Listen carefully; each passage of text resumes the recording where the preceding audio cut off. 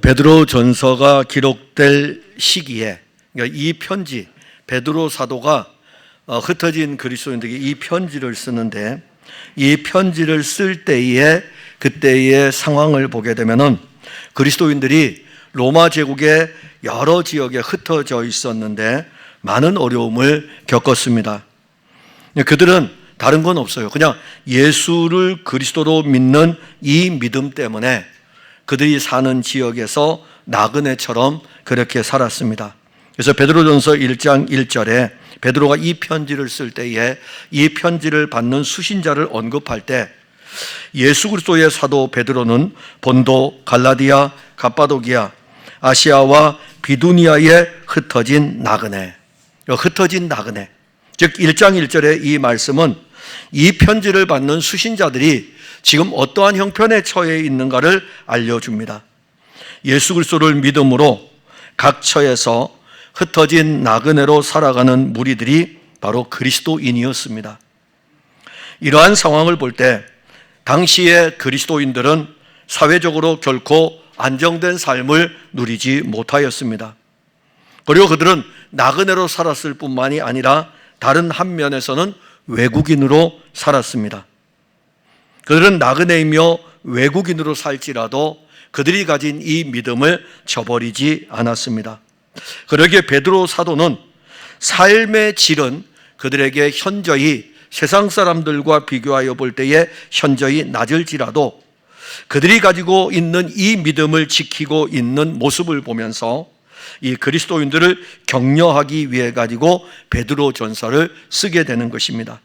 베드로전서 1장 7절에 보면 너희 믿음의 확실함은 불로 연단하여도 없어질 금보다 더 귀하여 예수 그리스도께서 나타나실 때에 칭찬과 영광과 존귀를 얻게 하실 것이니라. 분명하게 거기에 딱 증거하기를 예수 그리스도께서 나타나실 때에. 사실 베드로 사도의 이 격려 속에는 예수님 재림이 들어가 있습니다. 첫 번째 편지에도 그렇고 두 번째 편지에도 그렇고 그리스도가 오십니다. 그리스도가 오십니다. 그리고 이 신앙은 이 편지의 글은 후에 50년이 지나고 난 뒤에도 로마 제국의 박해가 점점점 심하여질 때에도 초기의 기독교 공동체 성도들은 예수 믿고 복 받읍시다 이런 표현 쓰지 않았습니다. 주께서 다시 오십니다. 주께서 다시 오십니다. 이들이 그들의 신앙의 이 모습이 주께서 다시 오십니다가 마라나타 예수 재림이 그들의 신앙의 정체성이었습니다. 그러기에 그리스도가 나타나실 때에 이들이 그때까지 이 믿음을 가지고 있다는 자체는 주님으로부터 칭찬과 영광과 존귀를 얻게 할 것이라고 이 편지글에 씁니다. 당시의 그리스도인들은 결코 믿음이 흔들리지 않았습니다. 어떤 상황에서도 그들은 예수를 그리스도로 믿었습니다. 그래서 이들의 믿음에 대해서 베드로전서 1장 21절에서는 너희는 그를 죽은 자 가운데서 살리시고 영광을 주신 하나님을 그리스도로 말미암아 믿는 자니 너희 믿음과 소망이 하나님께 있게 하셨느니라. 즉 그들이 가진 믿음은 자기에게서 나온 믿음이 아니고 그리스도로 말미암아 나온 그리스도로 말미암는 믿음인 것입니다. 그 믿음이 바로 하나님께 소망을 두는 것입니다. 이렇게 칭찬을 받을 만한 믿음을 가진 그들일지라도 그들은 연약합니다. 칭찬받을 만한 믿음에 대해서 1장에서 언급을 합니다. 그럼에도 불구하고 그들은 연약합니다. 그들의 연약함은 그들이 육신을 입고 있기 때문입니다. 그들은 그리스도의 생명을 가지고 있었지만 이 육신이라고 하는 아담의 옛 본성을 가지고 교회 공동체 안에서 신앙생활을 하면서 이 육신의 옛 본성을 그대로 나타냅니다. 그래서 베드로전서 1장은 그야말로 은혜입니다. 베드로전서 1장은 격려예요. 그들의 베드로전서 1장은 소망입니다. 이 은혜의 풍성한 보고가 베드로전서 1장에 나온다면 바로 2장으로 가면서 제일 먼저 언급하는 것이 어떤 부분입니까? 우리가 오늘 읽었던 그러므로 모든 악독과 모든 기만과 외식과 시기와 모든 비방하는 말을 버리고 2장으로 넘어가면서 이것이 바로 첫 주제로 시작이 됩니다. 분명한 것은 우리가 가진 믿음은 흔들리지 않습니다. 여러분들이 가진 믿음도 흔들리지 않고 제가 가진 믿음도 흔들리지 않을 것입니다. 그러나 우리의 신앙이 우리의 육신으로 인해 가지고 믿음이 흔들리지 않고 주 예수의 나라에 이르고 새 예루살렘에 이르는 것은 맞지만은 이 믿음이 자라가야 되는데 믿음이 자라가지 않고 멈춰 있다는 것은 슬픈 일입니다. 신앙의 성장이 멈추지 않고 어떻게 하면 계속 이 신앙이 자라갈 수 있을까? 저도 자라가야 돼요. 저도 자라가야 돼요. 아직도 자라가야 됩니다. 자라가야 되기 때문에 성경을 읽는 거예요. 성경을 보는 것입니다. 자라가야 되기 때문에 예배를 드리는 거예요. 예배를 드리면서 은혜 가운데 있게 되는 것이고 모두가 다 자라가야 됩니다. 그리스도의 장성한 분량에 이르기까지 자라가는 것입니다. 그러면 신앙이 성장하여 자라가는 이 일들을 언급할 때 오늘 본문에서 베드로 사도는 그들의 믿음에 대해서 칭찬을 하면서 바로 2장으로 넘어가면서 육신의 옛 본성을 버리는 것이 신앙이 성장하는데 유익하다는 것을 알려줍니다. 1절에 보면 그러므로 모든 악독과 모든 기만과 외식과 시기와 모든 비방하는 말을 버리고라고 했습니다. 근데 이것을 그냥 여기 앞에 있는 2장 1절의 단어에서 그러므로를 빼면은 어떻게 될까요? 자, 그러므로를 빼고 우리가 볼까요? 2장 1절에 보면 모든 악독과 모든 기만과 외식과 시기와 모든 비방하는 말을 버리고 이렇게 되죠.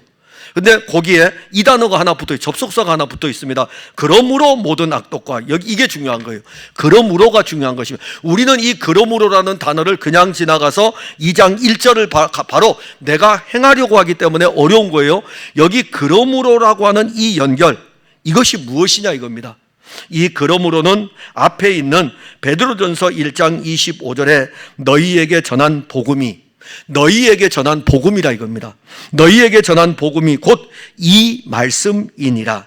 그렇다면 본문 1절에서 나타나고 있는 우리의 육신의 옛 본성의 모습을 버리도록 하는 것은 그리스도인들에게 전하여진 그들 안에 있는 거듭난 생명, 예수의 생명, 이 생명에 대해서, 믿음에 대해서 베드로전서 1장에서 언급하고 있으니까 이 믿음을 우리가 가지고 있고 이 믿음을 가지고 있을 뿐만이 아니라 썩지 아니할 씨로 거듭난 생명, 영원한 생명도 가지고 있기 때문에 버리라는 것입니다. 그걸 이야기하는 거예요. 율법으로 버리라는 것이 아니라 이 생명을 가지고 있기 때문에. 그래서 베드로전서 1장 23절에 너희가 거듭난 것은 썩어질 씨로 된 것이 아니요 썩지 아니할 씨로 된 것이니 살아있고 항상 있는 하나님의 말씀으로 되었느니라. 즉 그리스도인들이 가지고 있는 이 생명은 아담의 옛 본성의 목숨 그게 아니고 영원히 죽지 아니하는 영원한 생명, 예수 그리스도의 생명이 거듭났다 이겁니다. 썩지 아니할 씨로 그리스도의 영원한 생명으로 말미암아 우리도 그리스도의 영원한 생명을 가지고 있고 이 생명이 이제 우리 안에 있다 이겁니다. 그러면 이 생명이 우리 안에 있을 때에 우리가 이 생명을 갖기 전에 가지고 있던 게 뭡니까? 육신의 본성이잖아요. 육신이 이끄는 삶이잖아요. 그러면 예수의 생명이 우리 안에 들어오고 나서 우리는 육신을 여전히 가지고 있기 때문에 이 생명은 육신이 이끄는 삶과 함께 할 수 없습니다. 그래서 육신에 있는 아담의 옛 본성에서 나오는 것들에 대해서 베드로 사도는 성도들에게 이거 버려야 된다. 이거 버려야 신앙이 성장할 수 있다고 말씀하는 것입니다. 자, 그래서 그리스도인들이 받은 이 영원한 생명, 이 복음이 무엇입니까? 가장 중요한 거예요. 항상 그리스도인의 생활을 나가려면은 그리스도인이 받은 복음이 중요합니다. 이 복음이 없는 그리스도인의 삶은 없습니다. 이 생명의 복음이 중요해요. 이 복음이 뭐냐면 베드로전서 1장 18절과 19절에 너희가 알거니와 너희 조상이 물려준 헛된 행실에서 대속함을 받은 것은 은이나 금같이 없어질 것으로 된 것이 아니요 오직 흠없고 점없는 어린 양 같은 그리스도의 보배로운 피로 된 것이니라. 즉 조상들이 물려준 헛된 행실에서, 조상들이 물려준 헛된 행실, 우리 조상들이 누굽니까? 이 편지를 받는 사람이 유대인이면은 이 편지를 어떤 중에는 유대인도 받겠죠. 그럼 유대인들은요, 조상의 망령된 행실, 모세의 유전을 따라, 장로들의 유전을 따라, 예수님이 그렇게 지적했잖아요. 너희들이 장로의 유전을 따라가고 있다 이겁니다. 생명의 말씀이 오셨는데 장로의 유전을 따라가고 장로의 유전을 지키는 그들을 향해 가지고 예수님이 얼마나 질타를 했습니까? 그러니 그 장로의 유전을 따라가는 그들, 바로 헛된 행실이에요. 뿐만 아니라 이방인들은 누굽니까? 이방인들은 하나님을 전혀 알지 못하니, 하나님의 말씀을 알지 못하니까 그들이 행하는 모든 것들은 헛된 행실입니다. 그러니까 그들이 어떤 것들을 할지라도 다 헛된 거예요. 그리스도 예수를 알지 못하고 하는 모든 것들은 다 헛된 행실이라는 것입니다. 여러분들이 구원의 찬송을 부를 적에 여러분들이 그리스도의 은혜로 부르지 아니하는 모든 찬송은 헛된 것들이에요. 은혜의 감격을 가지고 부르는 찬송이 하나님이 기뻐하시는 찬송이지, 그냥 여러분들이 아름다운 노래를 부른다고 해가지고 그 찬송이 하나님이 받으신다고요? 오늘 우리 장로님들하고 같이 성경도 나누고, 그리고 우리가 재직 세미나 때 하게 될 교재를 가지고 장로님하고 나눌 때 찬송을 어떻게 불러야 됩니까에 대한 부분을 했습니다. 아름다운 기교로 부르는 것이 아니에요. 마음을 다하여 부르는데 그 마음은 예수 생명을 가지고 부르는 찬송인 것입니다. 그러니까 우리가 어떤 면에서 보게 되면은 기도를 할 때에도 이 기도가 우리가 신령한 거 아닙니까? 예수 믿는 사람들이 가진 특권이니까. 그럼 이 기도를 할 때에도 자기의 육신의 욕구를 이루기 위해서 기도하는 것은 헛된 행실이에요. 기도일지라도. 그러니까 우리는 예수 그리스도를 믿는 믿음을 가지고 있지만은 육신의 본성을 따라 헛된 행실을 추구하며 그리스도 없는 삶을 살아가는 일들이 많이 있습니다. 조상들이 물려준 헛된 행실, 율법적 종교, 이게 아직도 지금 이 베드로전서를 기록할 때가 AD 60년 되니까는 예수님이 승천하시고 30년이 지난 다음에도 아직도 이 유대인들은 그들의 영적인 습성인 율법적 종교에 여전히 머물고 있었습니다. 그런데 그들 중에서 적은 무리들은 예수를 믿는 믿음을 가졌어요. 그러니까 대부분의 유대인들은 율법적 습성에 머물러 있었는데 그들 중에 적은 무리들, 12제자들, 그들 중에 적은 무리들 120명의 무리들, 그들 중에 적은 무리들 3,000명이 돌이켜 회개한 그 무리들. 근데 그들이 믿음을 가졌어요. 이제 믿음을 가졌지만 오랜 전통을 따라 내려왔던 율법의 이 종교의 영향을 한 번에, 예수 믿는다고 해서 한 번에 씻겨진 것은 아니었습니다. 그래서 육신의 옛 본성은 육신으로 아브라함의 자손이라고 하는 사람들에게도 있어요. 육신의 본성은 육신으로 아브라함의 자손이라고 하는 사람에게도 있고 이방인들에게도 있습니다. 다시 말하면 이 육신의 본성은 불신자들에게도 있고 오늘 예수 믿는 우리에게도 육신의 본성이 그대로 다 있습니다. 왜 그러냐면은 예수 믿는 사람도 아담의 후손이고 예수 안 믿는 사람도 아담의 후손입니다. 그러기에 이들을 새롭게 할 수 있는 것은 오직 흠없고 점없는 어린 양 같은 그리스도의 보배로운 피입니다. 그 피가 육신의 옛 본성을 깨끗하게 할 수 있습니다. 그리스도인들은 그리스도의 보배로운 피로 이제 깨끗함을 얻었어요. 그런데 깨끗함을 얻었지만 여전히 육신을 입고 있잖아요. 이 육신의 아담의 옛 본성이 자리를 잡고 있습니다.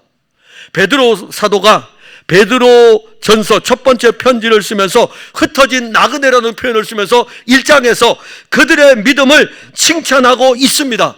그들을 향해서 흩어진 나그네라고 하면서 대단하다고 하는 거예요. 너희들 이 예수 믿는 것 때문에 이 세상을 살아갈 때에 흩어진 나그네로 정처 없이 여기에서 저기로 옮겨가는 그런 박해를 피해가지고 다니는 그 삶을 살고 있는 이것에 대해서 칭찬하고 있지만 2장 1절에 오면서 그래도 그들에게 있는 육신의 본성에 대해서 언급을 하는 것입니다. 구원은 받았지만 육신의 연약함으로 인해서 육신의 것들을 버리지 못하는 것. 그래서 여기가 그러므로라는 단어가 들어간 것입니다. 바울이라는 사람은 얼마나 대단한 사람입니까? 그래서 우리가 복음성가에 이게 있잖아요. 낮엔 해처럼 밤엔 달처럼, 그 가사에 보면 바울처럼 그렇게 살 수 없을까? 왜 그럴까요? 바울이 그렇게 대단한 신앙인이었기 때문에 그런 것입니다.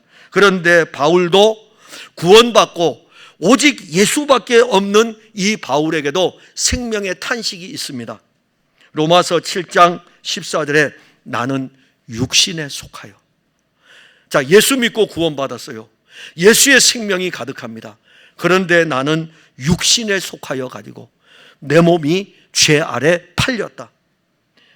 로마서 7장 22절과 23절에 내 속사람으로는, 즉 예수 그리스도의 생명, 내 속사람으로는 하나님의 법을 즐거워하되 내 지체, 내 육신 속에 있는 또 다른 한 법이 내 마음의 법과 싸워 내 지체 속에 있는 죄의 법으로 나를 사로잡는도다.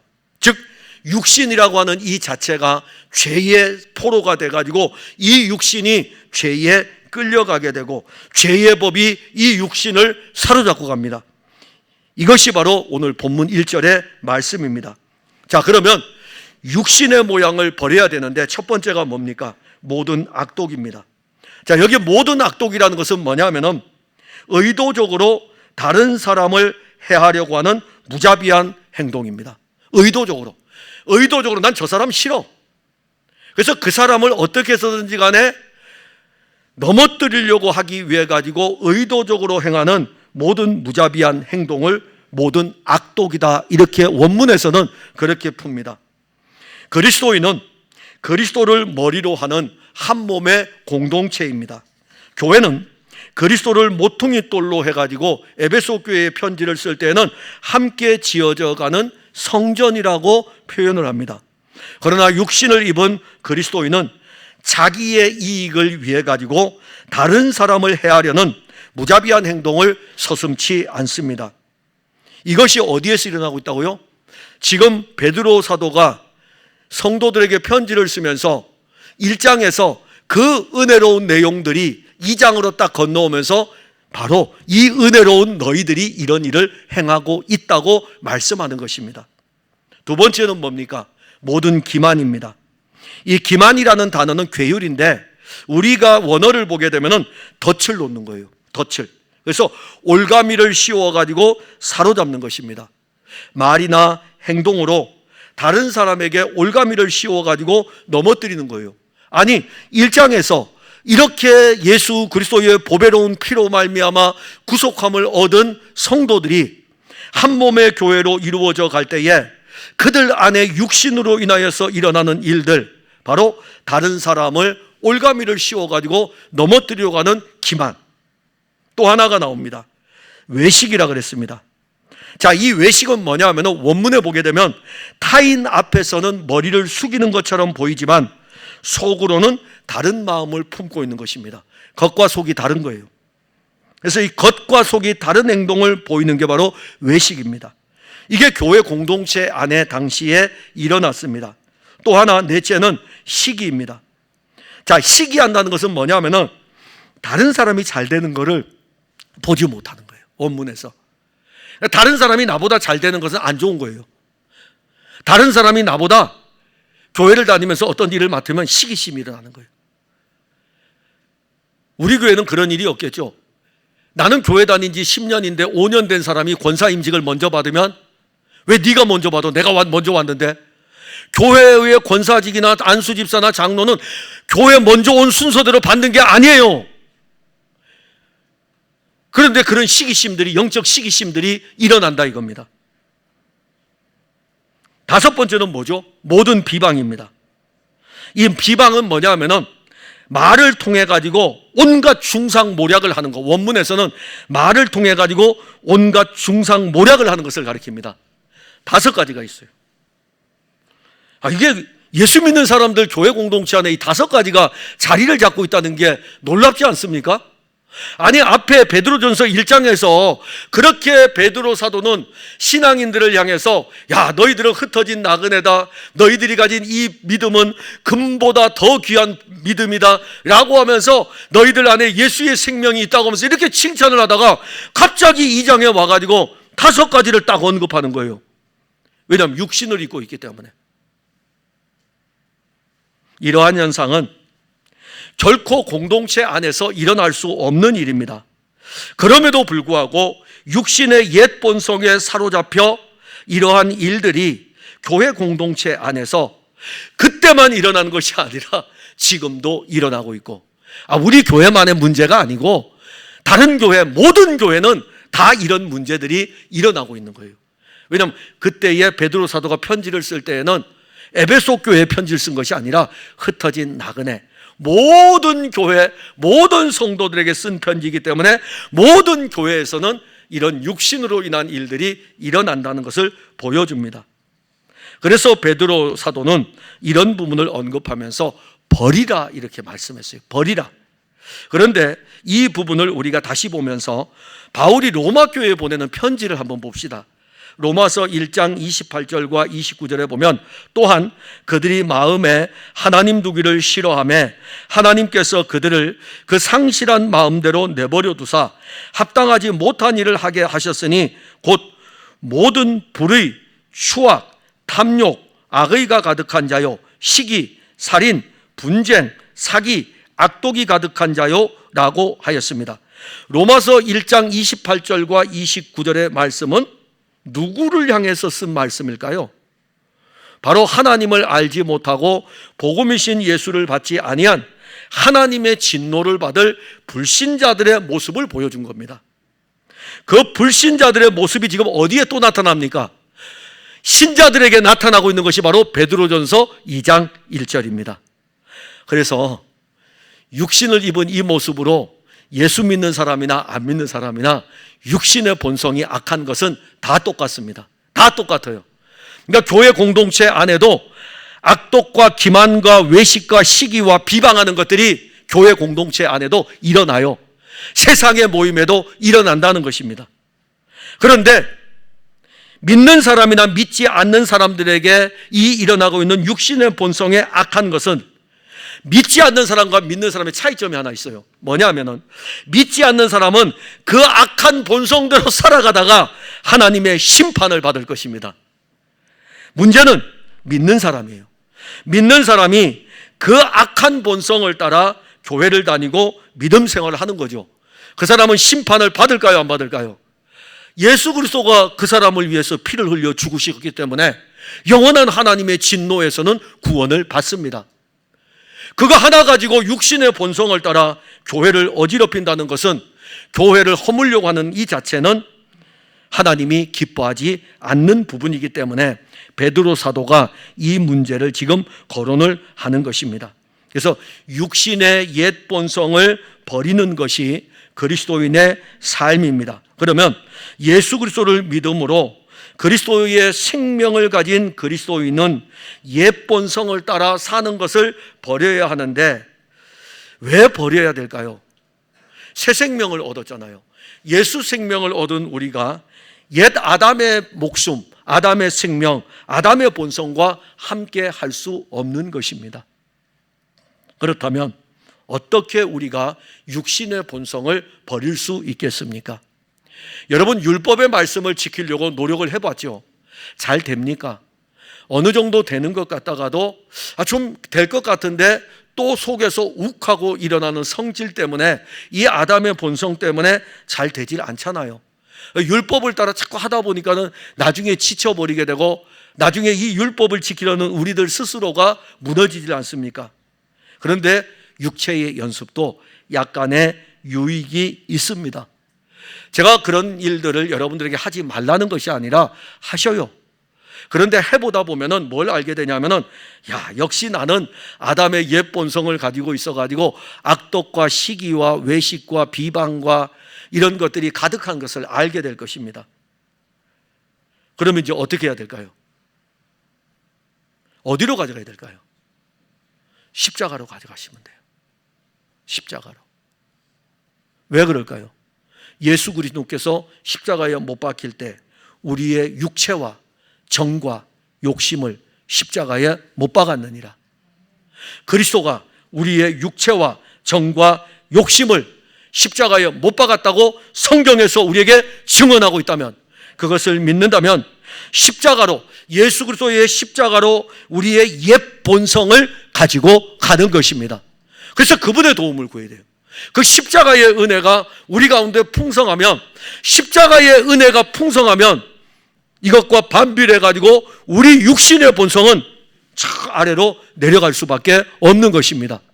십자가의 은혜가 약화되면 뭐가 강하게 올라올까요? 우리의 옛 본성은 강하게 올라오게 됩니다.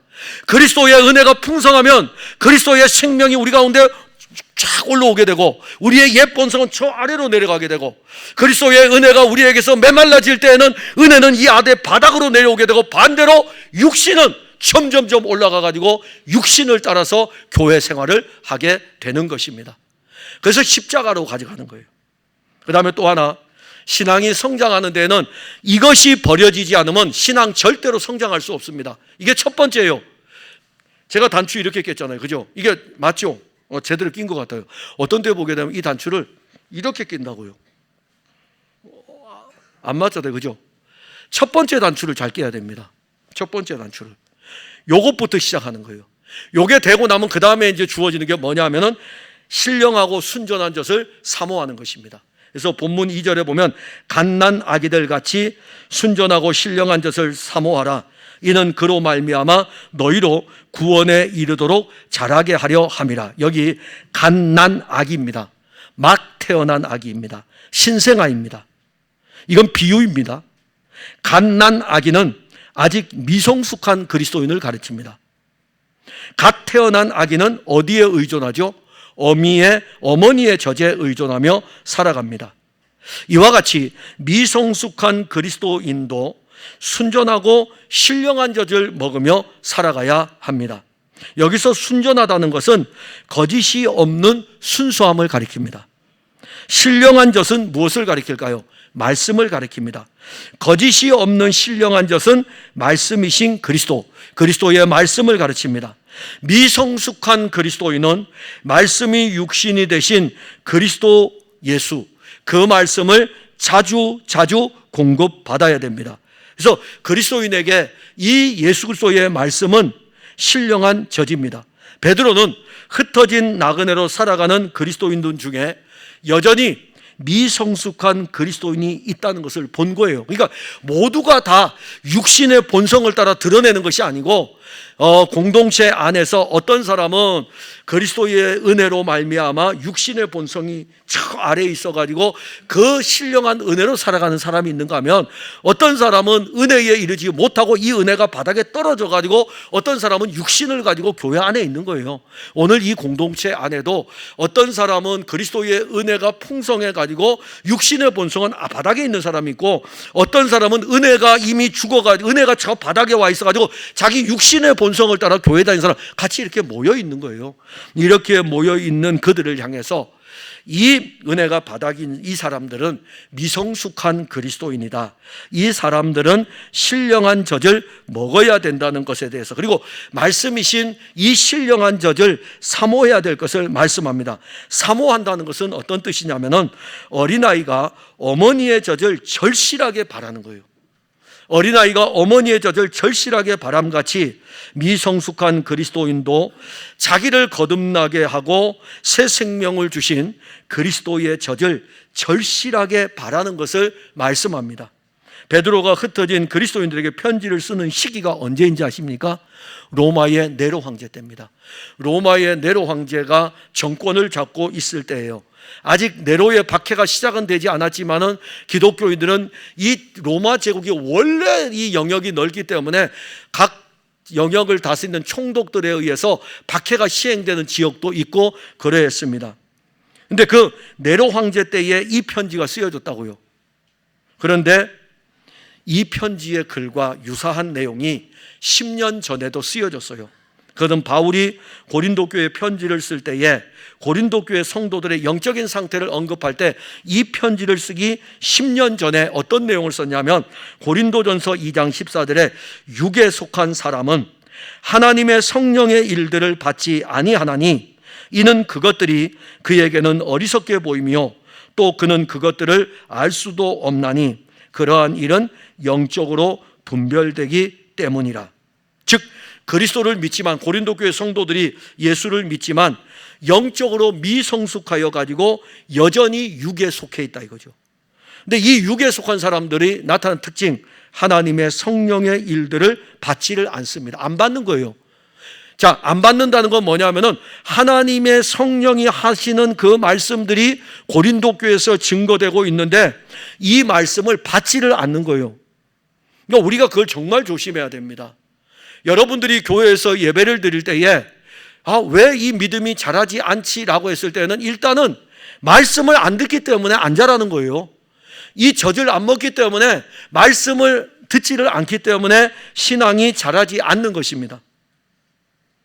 왜 그렇습니까? 어리석게 보이기 때문에. 어리석게 보이기 때문에.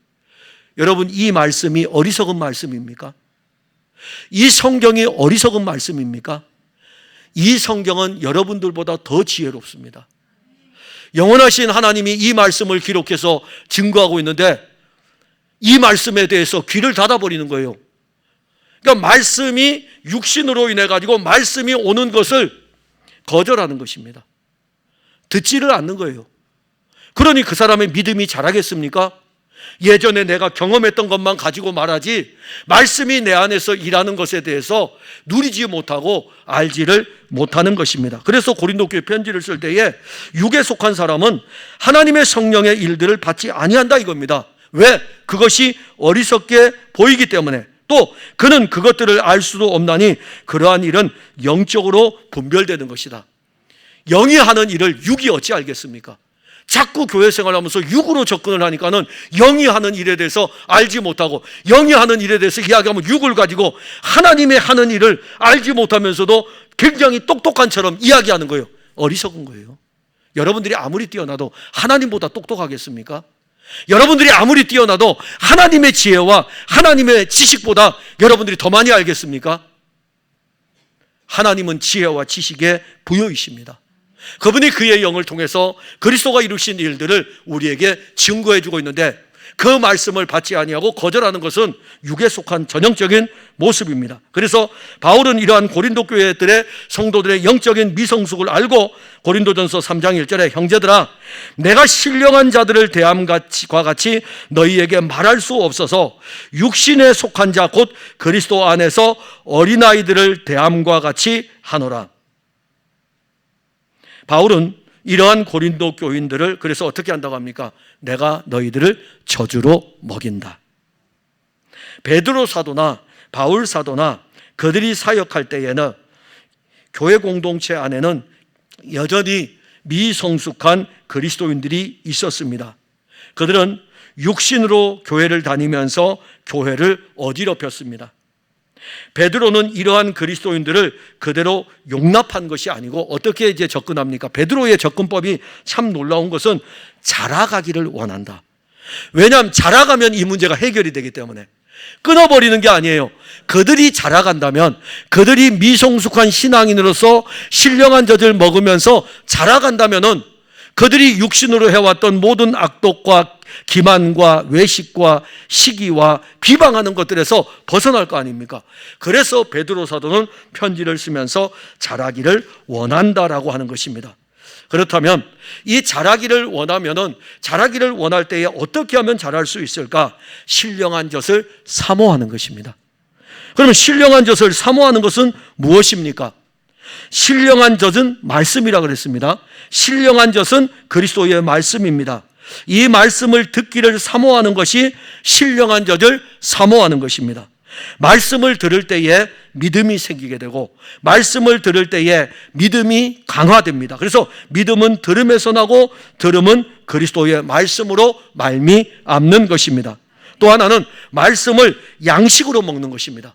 이 말씀을 생명의 양식입니다. 그래서 생명의 양식은 먹으면 먹을수록 건강하게 자라는 것입니다. 신령한 젖을 사모하는 것은 그 젖을, 이 어린아이가요, 갓 태어난 아기가 뭘 알겠습니까?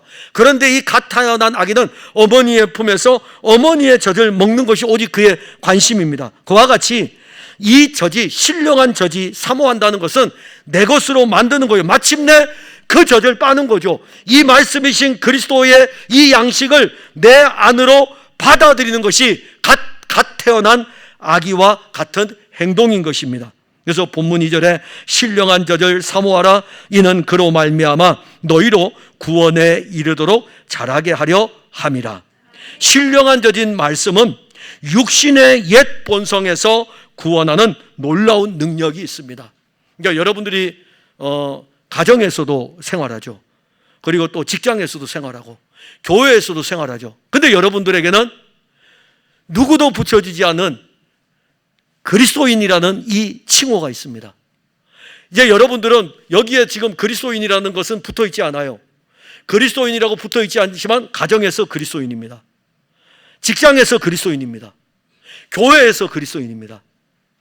여기에서 여러분들은 가정에서 옛 본성이 드러납니다. 저도 드러나요. 제 옛 본성은 제 아내가 가장 잘 알아요. 그래서 물어보지 마세요. 여러분들 시험 들으니까. 제 옛 본성은 제 아내가 가장 잘 압니다. 그 다음에 직장에서 여러분들 직장 생활하면은 옛 본성이 드러납니다.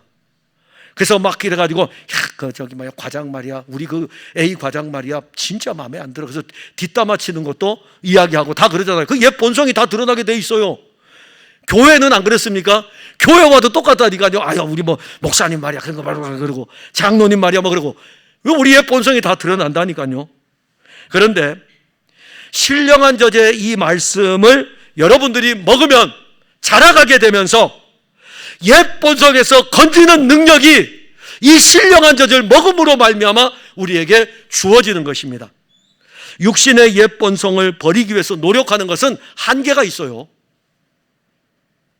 그런데 여기에 신령한 젖인 말씀을 먹게 되면 육신의 옛 본성에서 구원에 이르도록 그 믿음은 자라게 됩니다. 아직도 우리는 육신에 속하여 고린도 교회와 같은 연약한 모습을 가지고 있습니다. 그래서 육신에 속한 모습의 교회를 더 자세히 보려면 고린도전서 3장 3절에 너희는 아직도 육신에 속한 자로다. 너희 가운데 시기와 분쟁이 있으니 어찌 육신에 속하여 사람을 따라 행함이 아니리요. 고린도 교회가 4개의 파로 나누어지잖아요. 고린도 교회가 바울파, 아볼로파, 게바파, 그리스도파, 분쟁이잖아요. 이 분쟁하면서 서로 시기하잖아요. 이 부분에 대해서 쓰면서 여전히 너희들이 육신에 속한 자로서 그리스도를 따르는 것이 아니라 사람을 따라서 살아가고 있다는 것을 말씀합니다. 그래서 우리의 믿음은 더욱 자라가야 합니다. 우리의 믿음이 자라는 것은 신령한 젖인 말씀을 먹으면서, 그러니까 저는 여러분들이 주일날 교회 와서 이렇게처럼 지금처럼요, 여러분들이 설교 말씀만 잘 들어도 여러분들의 믿음은 여러분들도 모르는 사이에 자라가는 것입니다. 거기에 더 강하게 자라려면 집에 가서 이 말씀이 그러한가라고 상고할 뿐만이 아니라 이 말씀을 갖다 놓고, 우리 교회는 설교 원고가 올라와 있죠. 카톡에 그 올라온 것을 펼쳐놓고 오늘 담임 목사가 설교한 것이 그러한가라고 하면서 그 말씀을 가지고 이렇게 추면서 한 번 더 되새김질 해보세요. 그렇게 되새김질 하다 보면 여러분들도 모르는 사이에 믿음은 자라가게 됩니다. 이처럼 신령한 젖은 지금 여러분들 가까이에 다 있습니다. 그리스도께서 우리에게 사모하는 영을 주어 신령한 젖인 말씀을 사모하게 하고, 그 사모함으로 인해서 우리로 하여금 듣게 하고 먹게 한다면 우리의 믿음은 그리스도의 장성한 분량에 이르게 됩니다. 또 하나 우리에게 알려줍니다. 신앙의 성장은 이미 신령한 젖을 맛보았다면 그리 하라 이랬어요. 중단하지 말고 계속 하라 이겁니다. 그리 하라. 3절에 너희가 주의 인자하심을 맛보았으면 그리 하라. 자, 이 맛보았다는 것은 뭐죠? 음식을 조리한 후에 맛을 보는 걸 이야기합니다. 음식을 조리한 후에. 이미 흩어진 그리스도인들은 그리스도의 인자하심을 맛보고 먹은 사람들입니다. 이들은 그리스도의 인자하심을 주의 성령으로 받은 사람들입니다. 그리스도의 인자하심이 십자가 위에서 그들에게 쏟아졌고, 성령으로 이들은 십자가에서 쏟아지는 그리스도의 인자하심을 그대로 다 받아서 그들에게는 그리스도의 인자하심, 그리스도의 생명이 그들 안에 풍성합니다. 그런데 3절에서는 아주 놀라운 영적 비밀의 연속성을 우리에게 말씀합니다. 그리스도의 인자하심은 단회적으로 끝나는 것이 아닙니다. 그리스도의 인자하심은 단회적으로 끝나지 않고 그의 영으로 오늘도 주어지고 내일도 주어지고 주 예수의 나라에 이를 때까지 이 놀라운 이 생명의 양식은 끊임없이 주어지는 것입니다. 이 그리스도의 인자하심을 맛보지 못하도록 막는 것이 뭡니까? 육신의 본성입니다. 육신의 본성이 그리스도의 인자하심을 맛보지 못하도록 막는 것이에요. 육신의 옛 본성은 악독과 기만과 외식과 시기와 비방하는 말들로 가득하기 때문에 결코 이 일들은 그리스도의 인자하심을 맛보지 못하도록 여러분들에게 바리케이트를 치고 있다고요. 그러니 이거 어떻게 하겠습니까? 아니, 하나만 있어도 그 바리케이트를 건너가기 힘든데요. 제가 오늘 교회 제 차를 어디다가 두고 왔냐면, 지난주에요, 예배를 마치고 나갔는데 교회 차들이 어지럽게 주차가 되어 있는 걸 봤어요. 근데 교인들이, 늦게 온 교인들이 들어오지를 못해서 차가 전부 다 이렇게 밀착되어 있으니까는 들어올 공간이 없어가지고 어린아이들도 비집고 못 들어올 그런 공간이에요. 그래서 저는 원래 차를 갖다 놓는데 요즘 이 주변에 빈 공터를 찾기가 참 힘듭니다. 그래서 제가 오늘 광고도 하겠지만은 여기 오른편으로, 이렇게 우리 도로에서 오른편으로 가다 보면 SK 주유소와 쉐보레 그 자동차 그 판매하는데 사이에 길이 있더라고요. 오늘 거기다 대고 왔어요. 보니까 거기에 이 길이 있는데 주차할 수 있는 공간이 넓더라고요.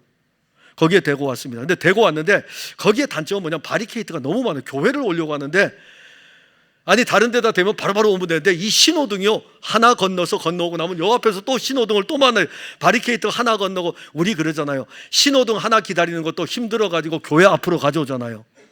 근데 이게 오는 동안에 신호등이요, 하나, 두 개가 있는 거예요. 그 두 개를 기다리고 있어야 돼요, 바리케이트가. 두 개도 힘들더라고요. 그래서 하여튼 뭐 기다리고 있다가 건너왔어요. 왜냐하면 다른 사람들이 교회 차량을 여기다 댈 수 있도록 하기 위해서, 처음 오는 분들이나 또 연약한 분들이 교회 차량을 주차장에 댈 수 있도록 하기 위해서 저도 차를 가지고 밖으로 나가서 이렇게 대고 옵니다. 근데 그 이야기를 하려고 하는 건 뭐냐면은, 오다 보니까 바리케이트가 많이 있는 거예요. 보이지 않는 바리케이트들이, 신호등이란 바리케이트. 여러분들이 그리스도의 인자하심을 맛볼 때에 이렇게 5개의 바리케이트가 딱 쳐 있습니다. 모든 악독이라는 바리케이트가 쳐 있고, 그리고 기만이라는 바리케이트, 외식이라는 바리케이트, 시기라는 바리케이트, 비방이라는 바리케이트가 쳐 있습니다. 자, 이 바리케이트를 여러분들이 통과해야 돼요. 근데 이 바리케이트를 통과하려면 어디로 가야 되냐면은 이 바리케이트를 다 가지고 십자가로 가셔야 돼요. 그리고 십자가로 가셔가지고 그리스도가 이루신 일들을 함께 누리면서 또 무엇을 먹냐면은 그리스도를 먹는 것입니다. 그러면 이 그리스도를 늘 먹을 때마다 그리스도의 십자가와 부활의 은혜가 한 번만 먹고 그치는 것이 아니라 계속 먹는 거예요. 여러분들 십자가와 부활을 한 번만 먹고 그만둡니까? 아니에요. 십자가와 부활은 오늘도 먹는 거예요. 그래서 찬송을 부를 때에 십자가 찬송 한 번 부르고 맙니까? 여러분들 예수 믿고 구원받았기 때문에 십자가 찬송 한 번 부르고 안 부릅니까? 수도 없이 많이 부르잖아요. 수도 없이 많이 부르는 거예요. 그 십자가의 은혜로 나아가서 그리스도의 신령한 젖을 오늘도 먹고 내일도 먹는 것입니다. 광야에서 이스라엘 백성들이 약속의 땅에 이를 때까지 만나를 먹었습니다. 한 번만 먹었습니까? 하나님, 우리가 태어났을 때 한 번만 먹게 했으면 여러분들 좋을까요? 안 좋을까요? 그건 각자가. 광야에서 만나에서 이스라엘 백성들 한 번만 먹고 40년 길을 걸어갔으면 얼마나 좋겠습니까? 매일의 만나를 주었어요. 매일의 만나를 먹었어요. 그들 그 만나를 얻었을 때 얼마나 좋아했을까요? 그 맛이 너무너무 좋았던 거예요. 그런데 언제 불평합니까? 그 좋았다고 하던 그 사람들이 언제 불평합니까? 그 속에 애굽으로 돌아가려는 마음이 딱 들어오니까 만나에 대해서 원망하고 불평하는 거예요. 왜 우리 고기 안 주느냐? 아니, 만나만 줬을 땐 그렇게 좋아하더니 애굽으로 돌아가려고 하는 생각이 딱 들어가는 순간에 원망하고 불평하는 것입니다. 만일 우리가 영원하신 생명의 만나이신 예수 그리스도를 매일 먹어도 실증이 나지 않는 이 영의 양식이 혹 여러분들에게 실증이 난다면 그 사람은 지금 이스라엘 백성들처럼 애굽으로 돌아가고 싶기 때문인 것입니다. 애굽이 강하기 때문에, 육신의 본성이 강하기 때문에 이제 만나가 싫은 거예요. 그러면 이와 같은 사람은 이미 육신에 이끌려 애굽으로 가고 있는 상황입니다. 발버둥 쳐봤자 남는 거는 육신의 종교밖에 안 남아요. 껍데기 종교밖에 안 남고 예수 그리스도의 영원한 생명은 그 사람 안에 들어올 수가 없어요. 이제 나 싫다 이겁니다. 내가 세상으로 가고 있는데, 근데 내가 남아있는 게 있어요. 뭐요? 30년 동안 신앙생활을 해왔던 육신의 껍데기가 있잖아요. 그래서 그것 가지고 그냥 사는 것입니다. 영의 가장 맛있는 음식은 예수님이십니다. 우리는 그 음식을 이미 맛보았어요. 이것이 구원입니다. 우리가 받은 구원은 그 음식의 맛을 봄으로 이제 우리는 알았습니다. 예수 그리스도의 십자가와 부활이 우리에게 이루어진 놀라운 구원이라면 우리는 예수 그리스도를 더욱 맛보고 그리하라. 그렇게 맛보았으면 또 맛보라, 또 맛보라. 흩어진 나그네들이여, 육신의 본성을 따라가지 말고 그 음식을 계속 맛보라. 사랑하는 성도 여러분, 신앙이 성장하지 않고 멈추어 있으면 그 사람은 지금 육신의 본성에 이끌려 가고 있는 것입니다. 육신의 본성에 이끌려가면 예수 그리스도에게서 멀어지게 되고, 예수 그리스도에게서 멀어지면 그 사람은 예수는 믿는데 육신의 본성으로 교회 생활을 하게 됩니다. 우리는 육신을 따르는 것들을 버리고 신령한 젖을 사모해야 됩니다. 신령한 젖은 생명의 말씀이며 그 말씀은 그리스도의 말씀이고 그 말씀을 먹으면 그 사람의 신앙은 자라게 될 것입니다. 우리는 지금까지 우리가 맛본 최고의 영의 양식, 예수 그리스도, 가장 맛있는 양식입니다. 이것을 맛보았다면 계속 맛보시면 돼요. 그러면 결코 육신이 우리를 이끌고 가지 못할 것입니다. 기도하겠습니다. 하나님 감사합니다. 오늘 우리가 신앙이 성장해야 되는 부분에 대해서 살펴보았습니다. 예수를 믿는 믿음을 가지고 있지만은 여전히 우리는 육신의 본성에 이끌려 가지고 예수 그리스도 안에서 예수 그리스도의 장성한 분량에까지 자라지 못하고 있습니다. 우리의 육신에 이끌려가는 모든 것들이 십자가의 은혜로 다 소멸되고, 그리고 십자가의 은혜로 이것이 버려지고, 신령한 젖인 그리스도의 말씀을 사모하면서 그 말씀을 먹고 그 말씀을 먹으면서 자랄 뿐만이 아니라 그 말씀을 오늘도 먹고 내일도 먹고, 이 말씀의 즐거움이, 이 말씀의 달달함이 사랑하는 성도들에게 늘 있게 하여 주옵소서. 예수님 이름으로 기도하옵나이다. 아멘.